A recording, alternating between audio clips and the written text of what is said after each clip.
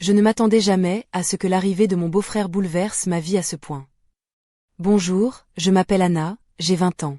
Jusqu'à récemment, la vie dans notre vieille maison en périphérie de Tours était tranquille, presque monotone. Ma mère est remariée depuis peu avec François, un homme discret mais gentil, et avec lui est arrivé son fils, Julien, mon beau-frère. Pour moi, ces mots, beau-père, beau-frère, sonnaient comme des notions lointaines, étrangères à mon univers. Je m'attendais à ce que nos vies restent séparées, comme deux mondes parallèles sous un même toit. Mais la réalité a décidé de me surprendre. Tout a commencé un soir d'automne, alors que la pluie tombait sans relâche sur les toits de notre petite maison à Saint-Cyr-sur-Loire. Mes parents étaient partis à un dîner d'affaires à Tours, me laissant seule avec Julien. J'étais affalée sur le canapé du salon, entourée de mes cahiers et livres, en pleine préparation de mes examens de fin d'année. Je portais une robe confortable en coton gris clair, qui tombait juste au-dessus de mes genoux, et mes chaussettes en laine, un peu usées, pour me réchauffer. Mes cheveux, tirés en un chignon lâche, laissaient s'échapper quelques mèches rebelles encadrant mon visage. Julien est apparu soudain dans l'embrasure de la porte, tenant une tasse de thé fumante. Il s'est arrêté net en me voyant, absorbé par mes notes éparpillées. « Tu veux un coup de main ?» a-t-il demandé doucement, s'approchant de moi avec une curiosité sincère. J'ai hésité un instant, gêné d'admettre que certaines formules de mathématiques me donnaient du fil à retordre. Mais l'aide me semblait bienvenue. « Peut-être bien », ai-je répondu, timidement. Il s'est assis à côté de moi et, pendant plus d'une heure, il a patiemment expliqué des concepts qui me semblaient jusqu'alors indéchiffrables. Sa voix, calme et posée, avait un effet apaisant, presque hypnotique. Quand j'ai finalement réussi à résoudre un problème toute seule, il m'a lancé un sourire qui a fait battre mon cœur un peu plus vite. « Tu vois, tu y arrives », a-t-il dit, comme si c'était évident. Ce moment a marqué un tournant. J'ai découvert un autre Julien, bien différent du garçon taciturne et réservé que j'avais connu jusque-là. Les jours suivants ont apporté leur lot de petites rencontres fortuites, dans la cuisine, dans le couloir, sur le balcon. Nos conversations, au début légères, ont progressivement gagné en profondeur. Nous parlions de musique, de films, de nos rêves et de nos doutes. Avec lui, je pouvais être moi-même, sans masque ni peur d'être jugé. Julien semblait voir en moi ce que je ne percevais pas encore moi-même. C'était étrange et envoûtant, mais je ne savais pas encore où cela nous mènerait. Puis est arrivé cet été brûlant, où la canicule semblait suspendre le temps. Nous étions partis en week-end dans la maison de campagne de François, près du Loir. J'avais enfilé mon maillot de bain préféré, une pièce d'un bordeaux profond, cadeau de ma grand-mère qui connaissait mon goût pour les couleurs inattendues. Par-dessus, un paréo léger en mousseline flottait sur mes épaules. En sortant dans le jardin, j'ai aperçu Julien déjà au bord de la piscine, les pieds dans l'eau fraîche, un livre à la main mais l'air ailleurs. « Salut !» ai-je lancé, en essayant de masquer mon excitation. Il a levé les yeux et, pour la première fois, j'ai senti son regard s'attarder sur moi d'une manière différente, plus intense. Son sourire était là, mais teinté d'une autre émotion, une sorte de tension douce amère. « Prête à affronter la chaleur ?» a-t-il demandé, en posant son livre. Je me suis glissée dans l'eau, sentant son fraîcheur glisser sur ma peau brûlée par le soleil. Autour de nous, l'air semblait chargé d'une électricité nouvelle. Julien est finalement plongé à mes côtés, et nos regards se sont croisés, porteurs d'un secret que ni l'un ni l'autre ne voulait encore nommer. Ce soir-là, rien n'a été comme avant. Notre relation, jusqu'alors simple et distante, a commencé à se tisser d'un fil invisible, fragile mais irrésistible. J'ignorais encore à quel point ce fil allait nous entraîner dans un tourbillon inattendu et bouleversant. La soirée d'automne s'était installée doucement sur Saint-Cyr-sur-Loire, enveloppant la maison d'une lumière tamisée et d'un calme presque irréel. Je m'appelle toujours Anna, et ce soir-là, alors que la pluie battait les vitres, j'étais assise dans le salon, encore sous le choc de cette complicité nouvelle avec Julien. Je sentais que quelque chose avait changé entre nous, mais je ne savais pas encore quoi. Ce jour-là, Julien et moi avions partagé un moment simple, presque anodin, mais chargé d'une intensité que je n'avais jamais ressentie auparavant. Nous étions allés nous promener dans le vieux parc près de la Loire, un endroit que j'aimais pour son atmosphère paisible et ses allées bordées d'arbres centenaires. J'avais mis une robe légère, fleurie, au ton pastel, qui contrastait avec la grisaille du ciel. Julien portait un pull bleu marine et un jean délavé, ses cheveux légèrement ébouriffés par le vent. Au départ, nos échanges étaient naturels, faits de banalités et de sourires échangés.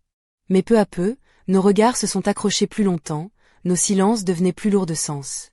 J'avais ce sentiment étrange que chaque geste, chaque parole, était chargé d'une signification cachée. Julien, habituellement réservé, s'était ouvert un peu plus, partageant ses rêves d'avenir, ses doutes sur ses études, ses peurs qu'il gardait souvent pour lui. C'était la première fois que nous nous dévoilions ainsi, sans artifice. En marchant côte à côte, je sentais la chaleur de son corps, la présence rassurante de quelqu'un qui comprenait mes tourments intérieurs. J'avais l'impression que ce lien naissant pouvait nous protéger des tempêtes à venir. Mais cette douce complicité était aussi source de confusion.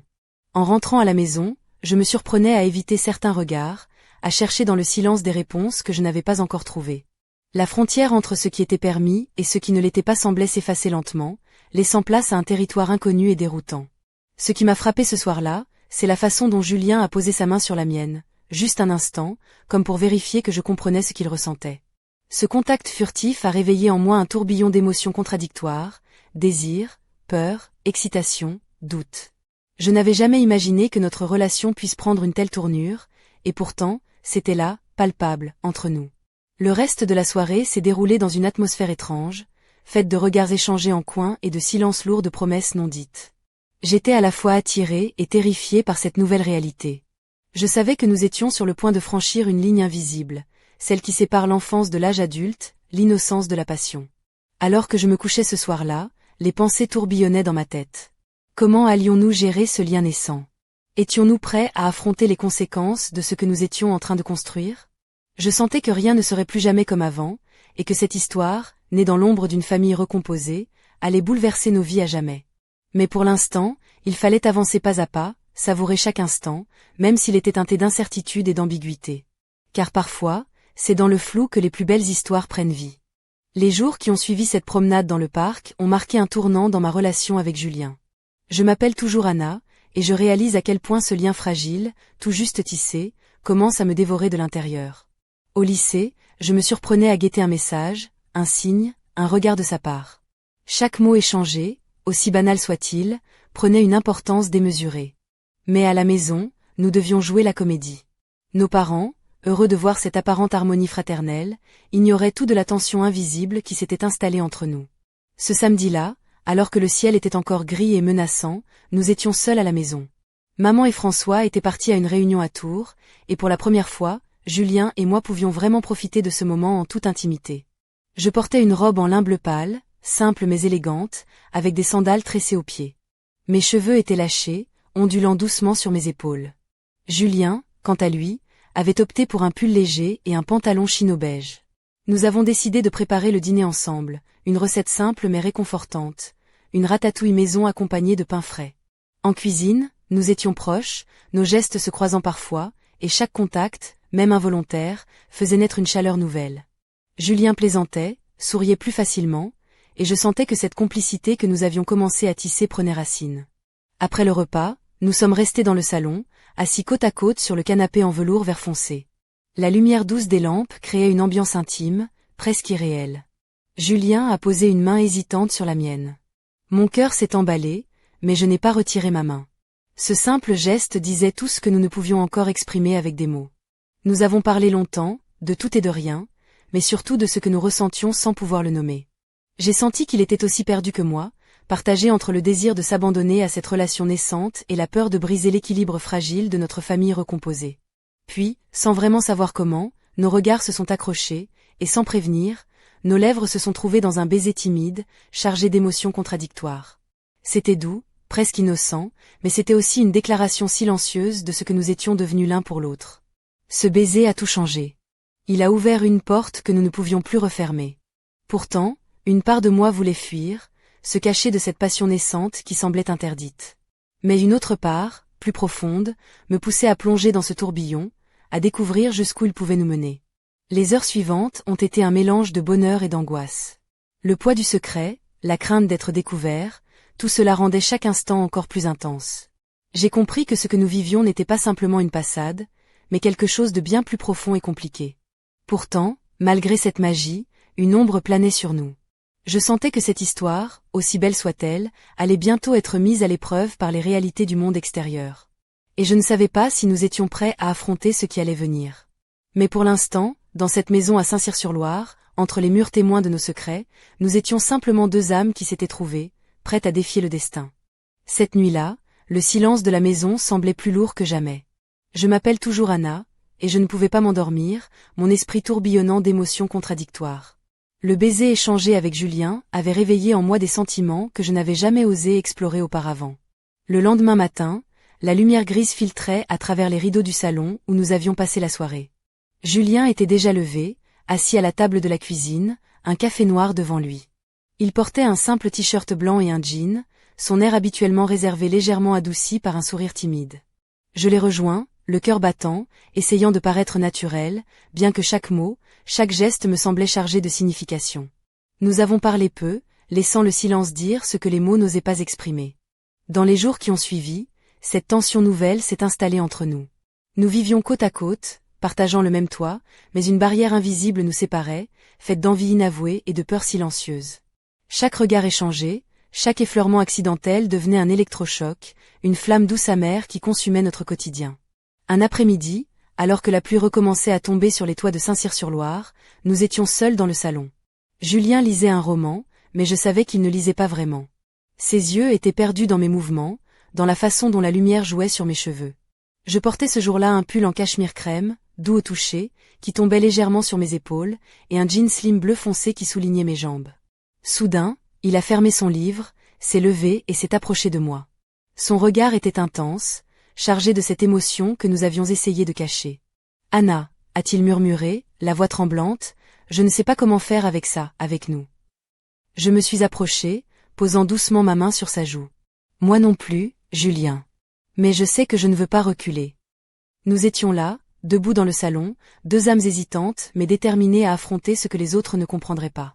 Le poids du secret pesait sur nos épaules, mais il y avait aussi une force nouvelle, un espoir fragile qui nous poussait à avancer. Ce soir-là, nous avons décidé de garder notre relation secrète, de vivre cette passion à l'abri des regards, conscients des risques mais incapables de renoncer à ce lien unique.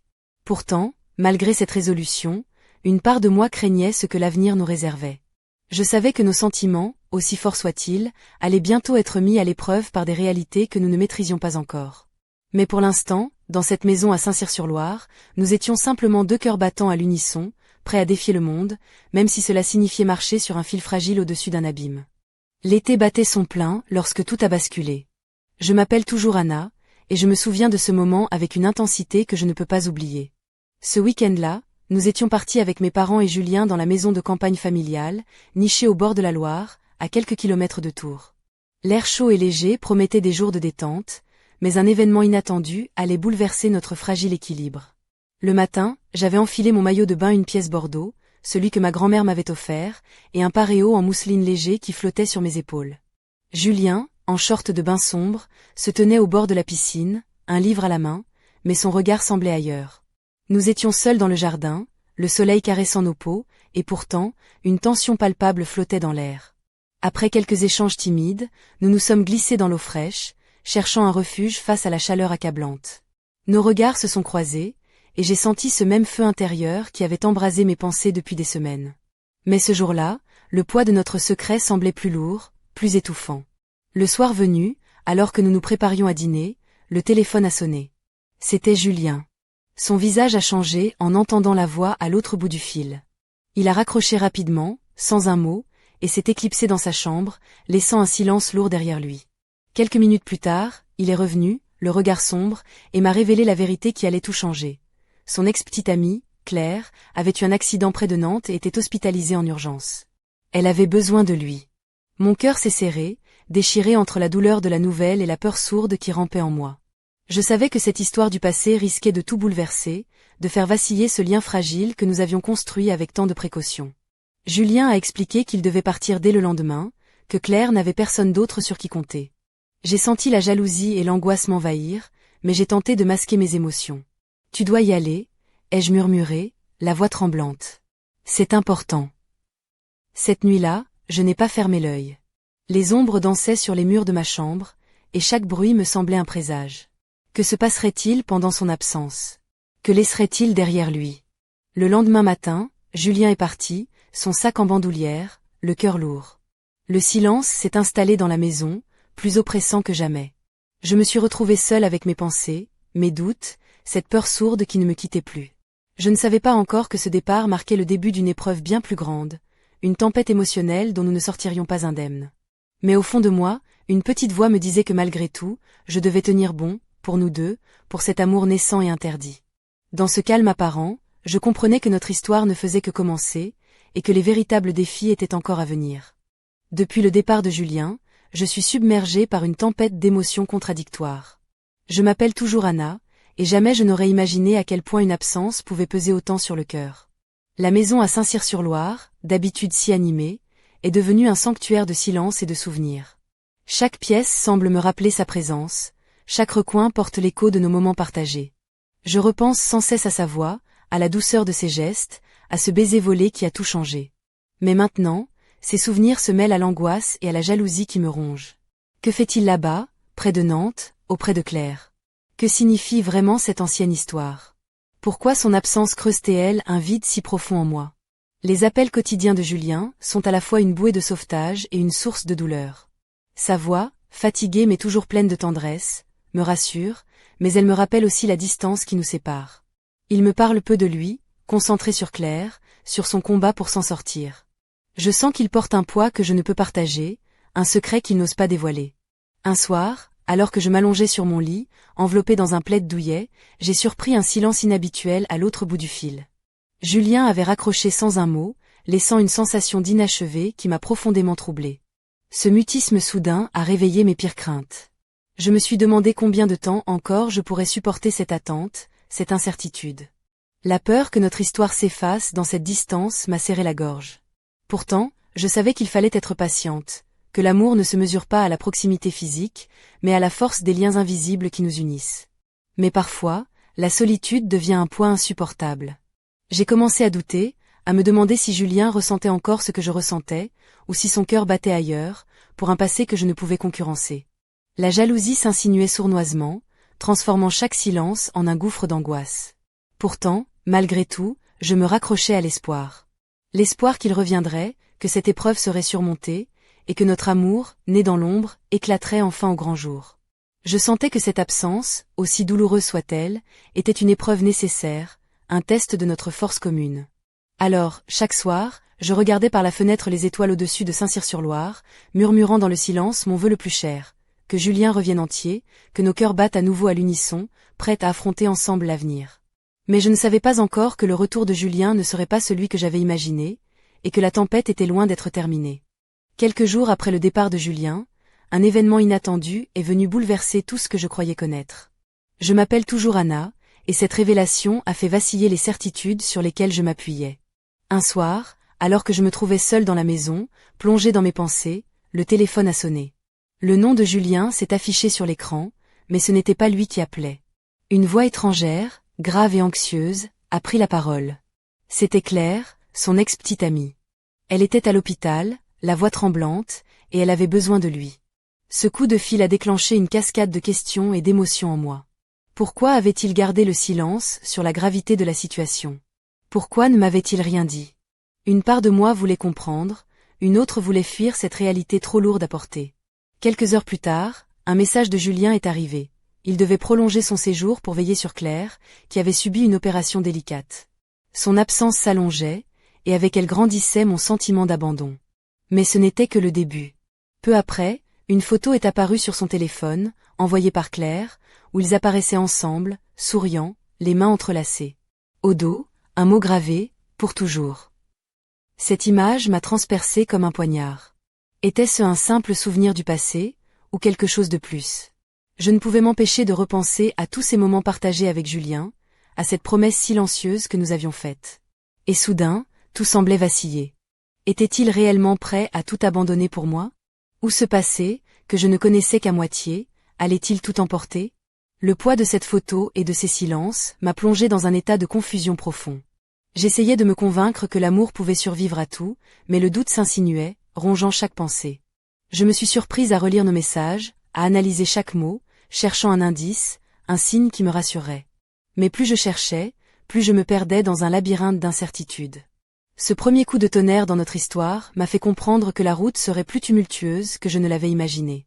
Que derrière chaque sourire se cachait parfois une vérité douloureuse, et que l'amour, aussi fort soit-il, doit parfois affronter les ombres du passé. Je me tenais là, au bord du précipice, entre la confiance et la peur, prête à affronter ce qui allait venir, même si je ne savais pas encore à quel point cela me changerait. Cette nuit-là, j'ai compris que notre histoire ne serait jamais simple, et que le véritable combat ne faisait que commencer. Les jours qui ont suivi la découverte de cette photo ont été un véritable cauchemar éveillé. Je m'appelle toujours Anna, et je ne savais plus où me situer dans ce maelstrom d'émotions qui me déchirait le cœur. Julien était toujours loin, à des centaines de kilomètres, mais son absence pesait plus lourd que jamais. Son silence face à mes questions me brûlait les lèvres, et chaque message non répondu me plongeait un peu plus dans le doute. Était-il sincère? Était-il vraiment prêt à se battre pour nous, ou ce passé avec Claire le retenait-il encore prisonnier? Un soir, alors que je m'efforçais de garder la tête haute, le téléphone a de nouveau sonné. Cette fois, c'était Julien. Sa voix était fatiguée, empreinte d'une mélancolie que je ne lui connaissais pas. Il m'a parlé longuement de Claire, de ses blessures, de sa fragilité. Mais surtout, il a parlé de lui, de ses doutes, de ses peurs, et de ce lien indéfectible qui les unissait, malgré tout. J'ai senti mon cœur se serrer. Je voulais lui hurler que j'étais là, que je l'aimais, que je ne voulais pas le perdre. Mais les mots restaient coincés dans ma gorge, prisonniers d'un silence lourd de douleur. Quelques jours plus tard, Julien est rentré. Mais il n'était plus le même. Son regard était distant, son sourire forcé. Il portait sur ses épaules le poids d'un passé qu'il n'avait pas su laisser derrière lui. Cette nuit-là, alors que nous étions seuls dans la chambre, il m'a avoué ses sentiments contradictoires. Il m'aimait, oui, mais il était aussi attaché à Claire, à ce lien ancien qui refusait de se briser. J'ai compris que l'amour ne suffisait pas toujours à effacer les blessures du passé. Que parfois, il fallait faire des choix déchirants, affronter des vérités douloureuses.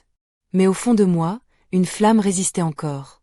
Une flamme d'espoir, fragile mais tenace, qui me poussait à croire que, malgré tout, nous pourrions trouver un chemin vers la lumière. Cette révélation, aussi déstabilisante soit-elle, a marqué un tournant. Nous ne pouvions plus fuir, plus prétendre que tout allait bien. La vérité devait être affrontée, ensemble, ou notre histoire s'effondrerait. Alors, malgré la peur et la douleur, j'ai décidé de me battre. Pour Julien, pour nous, pour cet amour fragile qui méritait d'exister, même au milieu des tempêtes. Mais je savais, au fond de moi, que le plus dur restait à venir. Que l'avenir serait un combat de chaque instant, entre passion, secret et sacrifice. Et dans ce combat, je devais choisir, abandonner ou tout risquer. L'atmosphère dans la maison de Saint-Cyr-sur-Loire était devenue électrique, chargée d'une tension insoutenable. Je m'appelle toujours Anna, et chaque instant passé avec Julien semblait à la fois empreint d'une passion intense et d'une fragilité extrême, comme si nous étions suspendus au bord d'un précipice. Nos échanges, autrefois légers et pleins de promesses, étaient désormais ponctués de silences lourds de non-dits et de regards fuyants. Chaque conversation pouvait basculer en dispute, chaque sourire dissimulait une douleur profonde. La présence de Claire, même à distance, planait sur nous comme une ombre menaçante, menaçant de tout dévorer sur son passage. Un soir, alors que la pluie battait les vitres, nous nous sommes retrouvés face à face dans le salon, la lumière tamisée jetant des ombres mouvantes sur les murs. Julien, le regard brûlant d'émotion, m'a pris la main avec une force désespérée. « Anna, a-t-il murmuré, je t'aime, mais je ne sais plus qui je suis. » Ces mots ont résonné en moi comme un coup de tonnerre. Nous étions deux âmes perdues, liées par un amour interdit, mais déchirées par des loyautés contradictoires et des blessures anciennes. Je sentais la tempête monter en moi, un tourbillon de passion, de peur, de colère et de tristesse qui menaçait de tout emporter. Pourtant, je refusais de céder à la fatalité. Notre histoire, aussi complexe soit-elle, méritait d'être vécue, même si cela signifiait affronter les jugements, les regards et les obstacles. Cette nuit-là, dans la pénombre du salon, nous avons fait le serment silencieux de nous battre, de ne pas laisser le passé détruire ce que nous avions construit. Mais au fond de moi, une question brûlait. Jusqu'où serions-nous prêts à aller pour préserver cet amour interdit? La tension était à son comble, chaque instant chargé d'une intensité presque insoutenable. Nous étions à la croisée des chemins, entre abandon et combat, entre peur et espoir. Et c'est dans ce tumulte que j'ai compris que notre histoire ne serait jamais simple. Que chaque pas en avant serait une victoire, mais aussi un risque. Que l'amour, pour être vrai, devait parfois traverser les flammes. Alors que la nuit avançait, je sentais mon cœur battre au rythme de cette passion déchirante, prêt à tout affronter, même l'impossible. Mais la vie, implacable, allait bientôt nous confronter à un choix qui changerait tout. Et dans ce silence chargé de promesses et de menaces, je savais que le moment décisif approchait, prêt à bouleverser notre destin à jamais. Les jours suivants ont été un tourbillon d'émotions, un crescendo de tension et de silence lourd de sens. Je m'appelle toujours Anna, et je sentais que notre histoire, fragile et pourtant si intense, était sur le point de basculer. Un soir d'hiver, alors que la maison était plongée dans le calme de la nuit, le téléphone a sonné brusquement. Julien a décroché, le visage blême, les mains tremblantes. C'était l'hôpital. Claire avait eu une nouvelle complication, grave cette fois. Il devait partir immédiatement. Je l'ai regardé partir dans la nuit froide, son sac à l'épaule, le cœur serré d'une douleur sourde. Cette fois, je savais que son absence ne serait pas passagère. Que ce départ pouvait bien être le dernier. Seule dans la maison, je me suis effondrée, les larmes coulant librement, mêlées à la rage et à la peur. La photo que j'avais découverte, le poids de ses silences, tout s'entrechoquait dans un chaos insoutenable. Pourtant, au milieu de ce tumulte, une conviction profonde s'est imposée à moi. Je ne pouvais pas abandonner. Pas maintenant. Pas après tout ce que nous avions traversé. Je me suis levée, déterminée à affronter l'avenir, quel qu'il soit. À me battre pour cet amour interdit, pour Julien, pour nous. Mais alors que je préparais mon propre départ, une dernière surprise m'attendait sur la table de nuit. Une lettre, écrite de sa main, où il confiait ses doutes, ses peurs, mais aussi son amour indéfectible. « Anna, écrivait-il, quoi qu'il arrive, tu es la lumière qui éclaire mes jours sombres. Je ne veux pas te perdre.